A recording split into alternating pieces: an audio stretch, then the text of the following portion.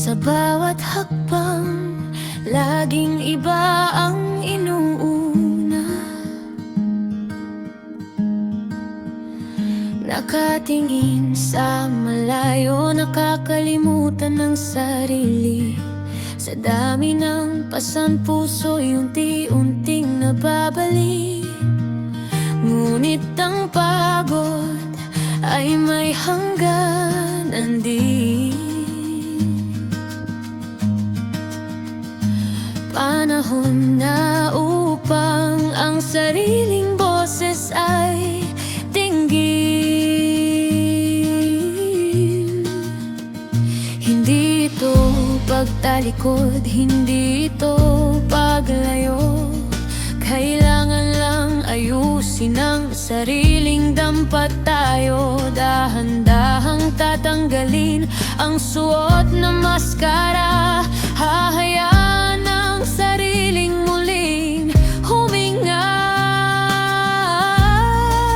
Ako naman sa ngayon, sarili ang pipiliin. Ang sugat ng kahapon, dahan-dahang gagamutin.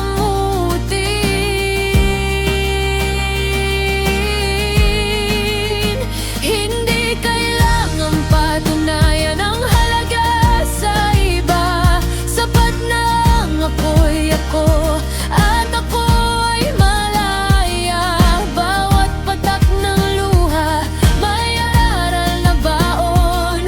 Ako naman sa ngayon, babangon sa hamon. Realidad ng buhay minsan ay mapaglaro.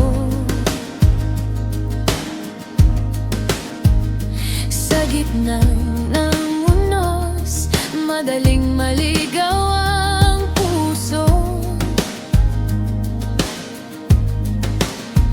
Pero ang tunay na lakas ay nasa pagtanggap na ang pagmamahal sa sarili ang unang pangarap. Hindi ka basura, hindi ka nag-iisa.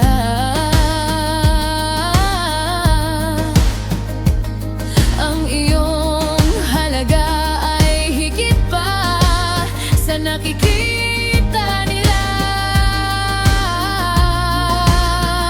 Itigil muna ang takbo, maupo't magpahinga. Ang mundo'y magpapatuloy kahit ika'y tumigil muna. Matutong magsabi ng hindi nang walang pagsisisi, dahil ang iyong kapayapaan ang siyang pinakaminimithi. Ito maman sa ngayon, sarili ang pipiliin. Ang sugat ng kahapon, dahan-dahang gagamutin.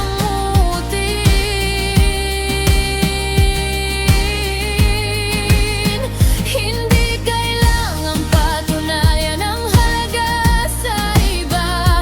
Sapat na ang ako'y ako, at ako ay malaya.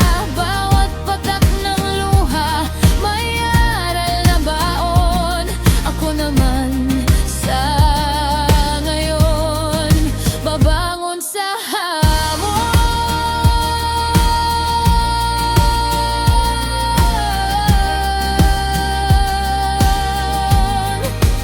Ako naman sa ngayon.